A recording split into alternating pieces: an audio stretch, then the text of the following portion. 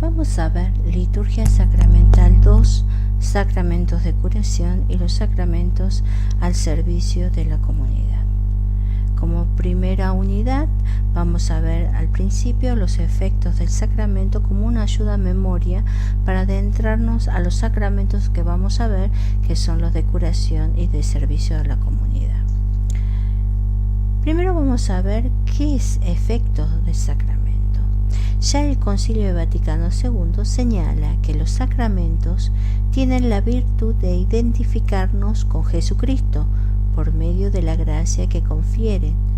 Por ello somos incorporados a los misterios de su vida, configurados con Él, muertos y resucitados hasta que con Él reinemos. Podemos afirmar que son tres los efectos que producen los sacramentos. 1, la gracia santificante. 2, el carácter. Y 3, la celebración. Vamos a ver primero la gracia santificante. Y el Concilio de Trento definió como verdad de fe que todos los sacramentos del Nuevo Testamento confieren la gracia santificante a quienes los reciben sin poner óbice. La palabra óbice significa obstáculo o impedimento para algo. Entonces sería así: confiere la gracia santificante a quienes lo reciben sin poner obstáculo. Y esto, por ejemplo, lo podemos ver como un ejemplo en el sacramento del bautismo, es decir, que recibe la gracia santificante los niños que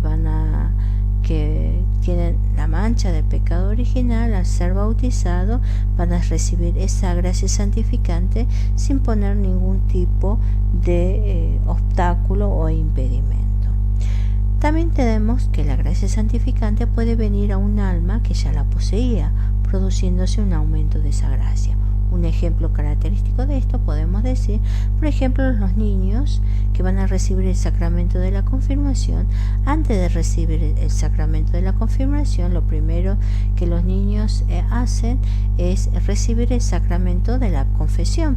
Es decir, esos niños van a confesarse y van a obtener la gracia santificante que se obtiene a través de ese sacramento.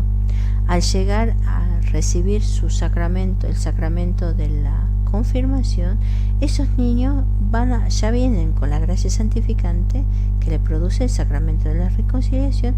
Aumenta o se produce un aumento de esa gracia con el sacramento de la confirmación. ¿Sí?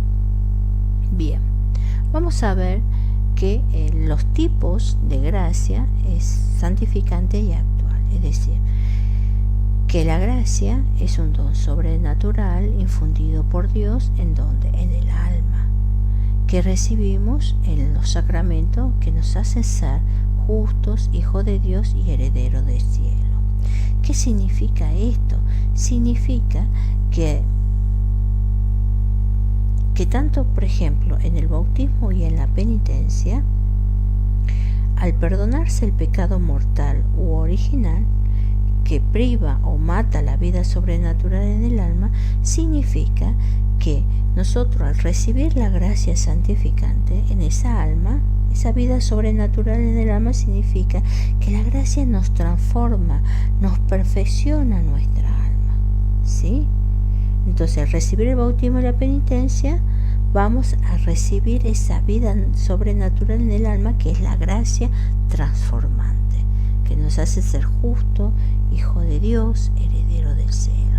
Es decir, la gracia santificante es un don sobrenatural transeúnte que ilumina nuestro entendimiento y mueve nuestra voluntad para ser capaces de realizar acciones sobrenaturales. Bueno, vamos a ver acá el carácter sacramental, que es otro de los efectos del sacramento. ¿Sí? Entonces vamos a ver que el carácter sacramental es una señal espiritual imborrable que confiere una particular participación en el sacerdocio de Cristo. Y los sacramentos que imprimen carácter son el bautismo, la confirmación y el orden sacerdotal. ¿Sí? Bien. Entonces vamos a ver que el carácter es la verdad de fe que el bautismo y la confirmación y el orden sacramental imprimen en el alma. El carácter, es decir, es una marca espiritual indeleble que no se puede borrar, que hace que esos 3 sacramentos no se puedan volver a recibir. Bien, entonces significa que el carácter nos asemeja a Cristo, nos configura con Él, porque distingue a quien lo recibe, porque nos capacita para el culto divino. Es decir, que el carácter es un sello del Espíritu Santo, y quien lo recibe, estos 3 sacramentos, está para siempre sellado por Cristo. Es decir, es llevar consigo sus rasgos como hijo que lleva los rasgos de su padre, de un modo indestructible. Los pecados pueden desfigurar esos rasgos, pero no puede aniquilarlo. Incluso si el bautizado que se condena siempre va a permanecer con ellos. El carácter es una participación del sacerdocio de Cristo. Esto es de su mediación entre Dios y los hombres. ¿Sí? Bueno, ahora vamos a ver el tercer sacramento, el tercer efecto del sacramento, que es la celebración. Vamos a tener que la celebración en la conciencia de los sacramentos de iniciación cristiana no solo suscita actitudes hacia Dios, sino también hacia los demás, es decir, que los reconoce como hijos y como hermanos. Estas actitudes que forman conciencia y la necesidad celebrativa, que se ha de entender que junto con la gracia y el carácter, como un tercer efecto de los sacramentos. Entonces, dice que los divinos misterios elevan la natural tendencia de los hombres a Dios y a sus necesidades de memoria, de celebración, de fiesta. La celebración es una de las experiencias más ricas del hombre en comunidad. El hombre no puede vivir sin celebrar. En ella el hombre simboliza las vivencias y las esperanzas más profundas enraizada en su corazón mediante una serie de acciones y de ritos. El cristianismo, salvado por la muerte y resurrección de Cristo, no puede vivir sin celebrar el misterio pascual. En cada celebración eucarística se actualiza esa obra de redención y se manifiesta el amor misericordioso del Padre, la gracia de Cristo y la fuerza santificadora del Espíritu Santo. Entonces vamos a ver a quiénes la Iglesia como sacramento, es decir, la Iglesia es el sacramento de Cristo, es comunicación sensible de la salvación de Dios. En sus acciones sacramentales, Cristo está presente y actúa. A través de ella, Dios sigue llamando a los hombres, ¿sí? También tenemos la Iglesia como sacramento, las demás celebraciones de la Iglesia, el anuncio de la palabra, las obras de caridad, que son sacramentales en un sentido más general.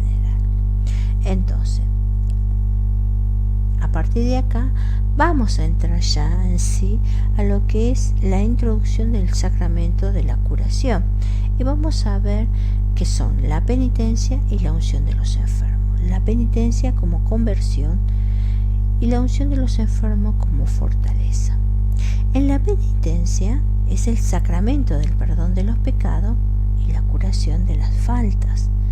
En la unción de los enfermos es el sacramento que tiene por finalidad conferir una gracia especial al cristiano que experimenta la enfermedad o la vejez.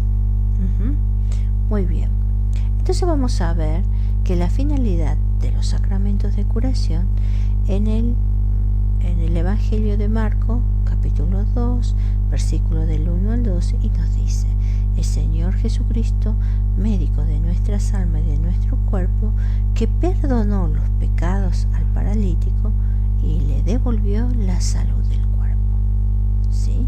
Y entonces el Catecismo de la Iglesia Católica, en 1421 sigue diciendo: quiso que su iglesia continuase en la fuerza del Espíritu Santo su obra de curación y de salvación, incluso en sus propios miembros. Esta es la finalidad de los dos sacramentos de curación, del sacramento de la penitencia y de la unción de los enfermos. ¿Sí? Ahora bien, vamos a ver que los que se acercan al sacramento de la penitencia obtienen de la misericordia de Dios el perdón de los pecados cometidos contra Dios y al mismo tiempo se reconcilian con la Iglesia. Ella les mueve a la conversión con su amor, su ejemplo y sus oraciones. En cambio, en la sagrada unción de los enfermos, con la oración de los presbíteros, toda la Iglesia entera encomienda a los enfermos al Señor sufriente y glorificado para que los alivie y los salve. Vamos a ver el sacramento de la penitencia en el Nuevo Testamento y tenemos respectivamente la primera y segunda fase de indicios rituales del sacramento de la penitencia, que son dos: la imposición de la satisfacción penitencial y la reconciliación. ¿Sí? Vamos a ver que a su vez vamos a ver la institución del sacramento de la penitencia. Bien, vamos a ver en la institución del sacramento de la penitencia. La tradición eclesial ha entendido siempre la institución de este sacramento en las palabras de Cristo: lo que atéis quedará atado, lo que desatéis quedará desatado. Eso nos dice en el Evangelio de San Mateo, capítulo 1, versículo del 8 al 18. Las palabras situadas por el evangelista en un contexto de disciplina penitencial, porque dice: por atar se entiende de imponer un correctivo o satisfacción penitencial. Por desatar se entiende absolver.